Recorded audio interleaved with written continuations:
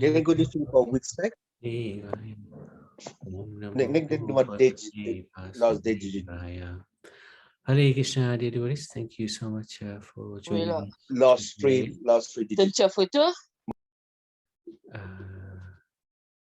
Thank you very much for joining us. Yes, Rianch. Roji, can I recite the sloka? Yeah, sure. So, I'd like to seek the blessings of Radha Krishna and Krishna Balaram, Gaunitai, Srila Prabhupada, and Guru Maharaj, so that we can complete the overview of the 10th canto today with the 90th chapter on the day of Ekadashi, and want to seek the blessings of the assembled Vaishnavas so that we can do the same. So this is a wonderful verse, and Srimad Bhagavatam 10th canto 90th chapter 48th verse.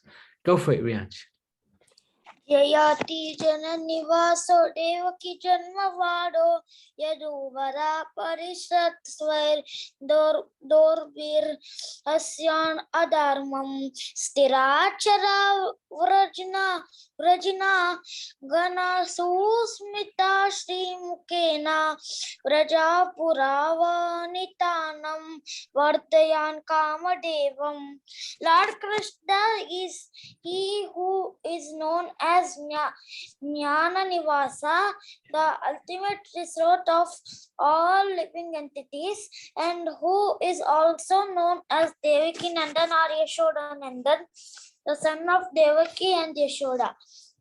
He is the guide of the Yadu dynasty, and with his mighty arms he kills everything inauspicious as well as every man who is impious. By his presence, he destroys all things inauspicious for all living entities, moving and inert. His blissful, smiling face always increases the lusty desires of the gopis of Vrindavana. May he be all glorious and happy. Hare Krishna. May he be always glorious and happy. That's an amazing prayer. He's always happy, of course, but that's what the devotees want him to be happy.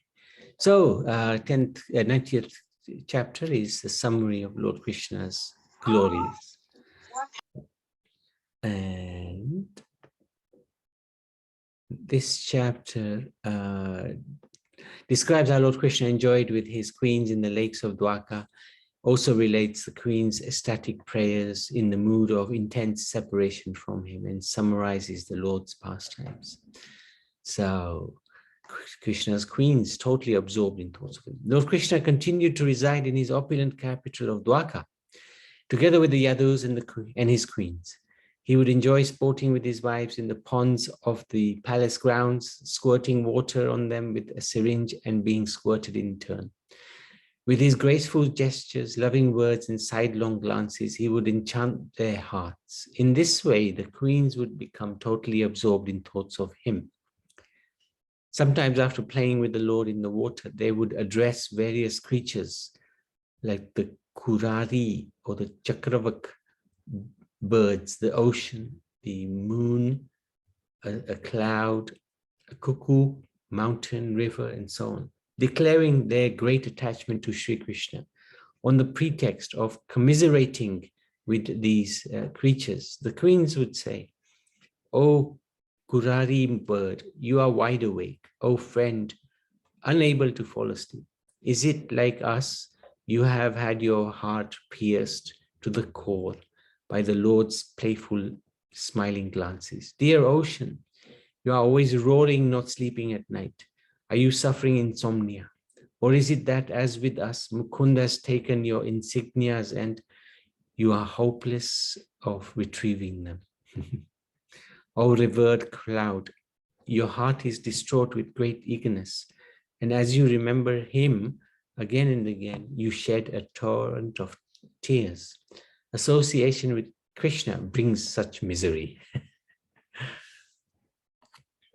O rivers, are you then like us who are withering away because of not receiving the affectionate glance of our dear husband, the Lord of Madhu? who has cheated our hearts. So a little bit, these are like the gopis' prayers of teasing Krishna. By thus speaking and acting with such ecstatic love for Lord Krishna, the master of mystic yoga, his loving vibes attained the ultimate goal of life. The Lord forcibly attracts the minds of all women who simply hear about him. What to speak then of those women who see him directly? How could one possibly describe the great austerities that had been performed by the women who perfectly served him in pure ecstatic love? So Krishna, the ideal householder, observing the principles of duty enunciated in the Vedas, Lord Krishna, the goal of the saintly devotees, repeatedly demonstrated how one can achieve at home the objectives of religiosity, economic development, and regulated sense gratification. While fulfilling the highest standards of religious householder life, Lord Krishna maintained more than 16,100 wives.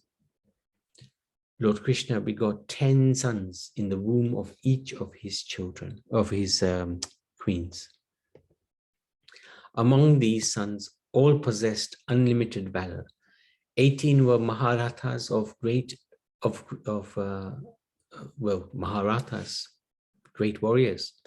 Padumna, Aniruddha, Diptiman, Bhanu, Shambhu, Samba, Madhu, Brahad, Bhanu, Chitrabhanu, Vrika, Aruna, Pushkar, Vedabhahu, Shutadev, Sunanda, Sudandana, Chitrabhanu again, Chitrabahu, Virupa, Kavi, and Nyagroda. Among these sons, Padumna was foremost. So he was the son of Rukmini, being equal to his father in all transcendental qualities. Padumna married Rukmini's daughter. And from her womb, Aniruddha was born. Aniruddha then married Rukmini's granddaughter and begot Vajra, who was the only Yadu prince to survive the battle of iron clubs at Papash. So Vajranab, I think his name was very famous because he made many of the deities after Lord Krishna left. And because he'd seen Lord Krishna, his representation for the deity form was very accurate. From Braja, descended the remainder of the Yadu dynasty, beginning with Patibahu. So no one was born in this family. No one born in this family was poor in wealth or progeny, or short-lived, or weak, or neglectful of Brahminical culture. The Yadu dynasty produced innumerable great men of famous deeds. The Yadu family employed 38,800,000 teachers. My goodness, that's incredible. Just to educate their children. Who can count all the great Yadavas who, when among them, King Ugrasen alone was accompanied by an entourage of innumerable attendants. It's like it goes into millions. Was it trillions? Before Lord Krishna appeared, the savage descendants of Diti, that's Hiranyakashipu and Hiranyaksh, who had been killed in past ages in battles between the demigods and demons. Oh, Diti, yeah, that's right. And she gave birth to others as well. And demons took birth amongst human beings and arrogantly harassed the general populace. To subdue them, the Lord ordered the demigods to descend into the Yadu dynasty, which then expanded into 101 clans. All of the Yadus recognized Sri Krishna as the Supreme Personality of Godhead and had unflinching faith in him. while resting, eating, walking, and so on, which they often did in his company, they would be absorbed in happiness. Krishna's glories eclipses the Ganga. The heavenly Ganga is a holy place of pilgrimage because her waters wash Lord Krishna's feet. But when the Lord descended amongst the Yadus, who regard him as their guide, his glories eclipsed the Ganga as a holy place. Both those who hated Krishna and those who loved him attained eternal forms in the spiritual world. His name destroyed all inauspiciousness when heard or chanted. So the 10th canto concludes with this promise of success for the sincere hearer. By regularly hearing, chanting, meditating on the beautiful topics of Lord Mukunda with ever-increasing sincerity, a mortal being will attain the divine kingdom of the Lord, where the inviolable power of death holds no sway.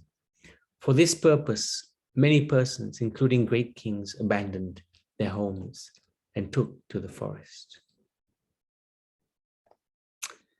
So this is I think the final verse of the Srimad Bhagavatam 10th canto, which we can read. Would you like to read? Project, can I read it? Yes, you can. Itam parasya nijavatma rirakshayata ilatanustad anurupa virambani banani karmani karma kashanani Yaduttamasya Shruyad Amusya Padayoranuvrittam Ichan to protect the principles of devotional service to himself. Lord Krishna, the best of the Yadus, accept the pastime forms that have been glorified here in the Srimad Bhagavatam. One who desires to faithfully serve his lotus feet should hear of the activities he performs in each of these incarnations. Activities that suitably imitate those of the forms he assumes. Hearing narrations of these pastimes destroys the reactions to fruitive work. Hare Krishna Guruji. Hare Krishna. Thank you so much, Vyaj. Any questions, any comments before we go to the instructions? Okay, Madhusudan Prabhu, would you like to take us through the instructions? Hey, Haribol, Hare Krishna. Sure. Yeah.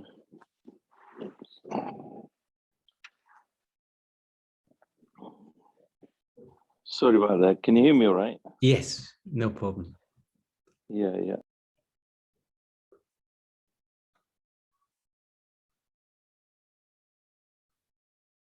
Oh, I think we lost him. Are you there, Madhusudan Prabhu? Okay, he's just coming back. I think it's just reconnecting, I think. That's right. Yeah, he has.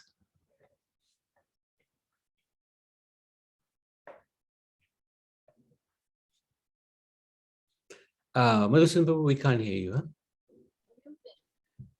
Yeah. It's this headphones play tricks. Mm. They start to do their own thing. Yeah.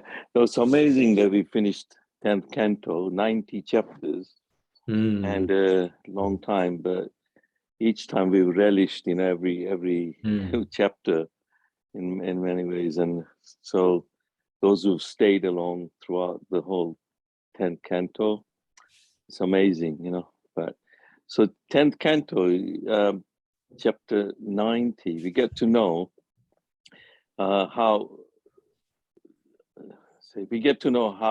the queens of Dwarka expresses the state of what's called transcendental madness. They're actually expressing separation from Krishna, even though they're actually in the presence of Krishna. Whereas the gopis were expressing in their Gopi Geet, they're expressing their separation when Krishna leaves the Ras dance, and then they sing the Gopi Geet, and their mood, and they're actually referring to Krishna, but they're actually not in presence of Krishna then. But Krishna here is present, he's playing with them, he's squirting water and all that, and the queens are actually in a so-called transcendental madness, a state which, very difficult for us to understand.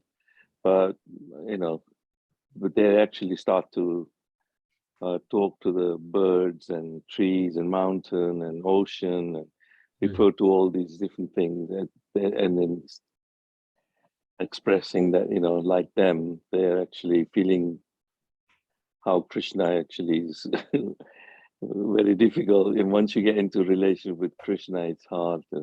But there's like the Gopi Gita, their prayer is worthy of reciting, or rather reciting or studying how these queens are actually expressing their transcendental kind of madness. Also in purport to verse 47, Srila Vishwanath Chakravarti Thakur points out that this verse sums up the 10th canto by mentioning 5 special glories of Sri Krishna that even his expansions, plenary expansions, portions, plenary portions, and incarnations do not display. So firstly, Lord Krishna, I haven't copied everything out, but by referring to the purport, you start to get at least these 5 main points which Vishwanath Chakravarti actually talks about. Firstly, Lord Krishna's reputation eclipsed that of the holy Ganges when he descended into the Yadu dynasty. Previously to this, Mother Ganges was the most sacred of all the tirthas, being the water that had bathed Lord Vamandev's lotus feet. Another river, the Yamuna, became even greater than the Ganges by contacting the dust from Lord Shri Krishna's feet in the district of Vraj and Mathura. So that's why when we go have darshan of Yamuna river and the Vraj dust and all that are just, amazing. Those who can understand that, then actually relish the nectar of Vrindavan and Mathura. Secondly, Lord Krishna gave liberation not only to his surrendered devotees, but also to those who considered themselves his enemies. Devotees like the cowherd girls of Braj and other attained his personal association by entering into his eternal pleasure pastimes in the spiritual world, while inimical demons killed by him attained the Sayuja Mukti of merging into his divine form. So he's merciful in that way, whether you're inimical towards him or. Third, goddess Lakshmi, Lord Narayan's constant companion, whom great demigods serve menially to win her slight favor, was unable to win the privilege of joining the ultimate company of Lord Krishna's devotees in Vraj. So even Lord Lakshmi could not, Fourth, the name Krishna is superior to the name Narayan and to those of all of the Lord Krishna's other expansions. So the name Krishna itself, that's why when we chant Hare Krishna, Krishna Krishna, Hare Hare, Hare Rama, Rama Rama, Rama Hare Hare. That is the Maha Mantra for Kali Yuga, but that name is known different from Krishna, not that Maha Mantra. So even Lord Chaitanya has actually made that to be the Yagya for Kali Yuga. So name Krishna is superior. Fifth, then, Lord Krishna reinstated Dharma, the bull of religion, on 4 legs of compassion, austerity, cleanliness, and truth. Thus, Dharma could once again become Gotra. the protector of the earth. So dharma, these four principles are actually what is the Sanatana Dharma principles. So you have to refer to this purport, to this verse for its fullness. So that's the essence of the 10th canto, last chapter, of glorifying all Krishna's pastimes. Amazing. So Shri Krishna Param Vijayate Namo Bhagavate Vasudevaya. So Krishna. Thank you. Haribol. Thank you. Thank you for sharing that. Really very important. Appreciate that. I like the 5 summaries of 10th canto. Anybody, any questions, any comments? Just Thank you, Prabhuji, for taking us through this canto. Thank you for everything you're doing as well. It's been an amazing journey. Somewhere, I don't know where I found these 5 excellencies. I think we've probably gone to them before, which has sort of echoed in what Madhusudan Prabhu just presented as given by Vishwanath Chakravarti Thakur. His appearance in the Yadu family, it is one of the excellencies of Krishna, the bestower of the 5 kinds of liberation, because only he can do that, the 5 different kinds of liberation. Lakshmiji is always engaged in serving him, another one of his excellencies. The power of his name, that's another excellence. And simply by surrendering him, all religious rights are discharged. So nothing else to do if we just surrender unto the Lord. So these are interesting. I'm not quite sure what the source of this was. And I wanted to just give some appreciation to Radha and Krishna for allowing us to go through the 10th canto. And Krishna Balaram, of course, Chaitanya Mahaprabhu, Lord Nityananda. I wanted to thank Srila Vyasdev for giving us this incredible scripture. And of course, to Sukadeva Goswami and Parikshit Maharaj. Okay, Konitai, got them here. Hare Krishna. Sorry, I'm interrupting, but just thought came to my mind. What a way to finish Canto 10 in island of Tenerife. It'll be a good memory to have. Thank you. Sorry, I interrupted. That's okay. That's okay. Thank you to thanks to the 6 Goswamis for all the transcendental knowledge they provide. Bhakti Siddhanta Saraswati Thakur Maharaj.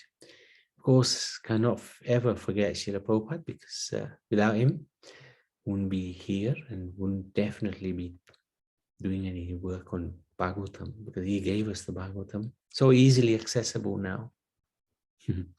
We don't have the capacity to look for it, but he kindly provided it to us. And of course, Guru Maharaj, all thanks to him, all credit to him for allowing us to go through the 10th canto. And so we'll start on the 11th canto shortly. Before we do that, wanted to maybe Madhusudan Babu, next week, you can take us through some of the instructions of maybe all the 90 chapters. Would you like to do that? All the 90? Or yeah, what I'll do you have think? to do it in 3 parts. Oh yeah. Yeah. 3-4 parts. Probably take maybe 4, even 5 parts. Yeah, it's a lot of 90 chapters. Maybe Yeah. maybe 3 cents to 30. Yeah. Even that might be too many. That might But that's too okay. many as Whatever well. it takes, it We'll doesn't see how matter. we go anyway. And I'll have Yeah. to look into it and then see how it goes. I think When Monday, do you want this?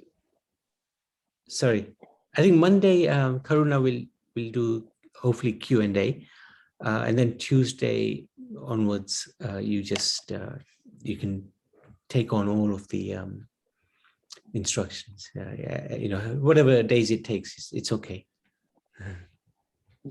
Yeah.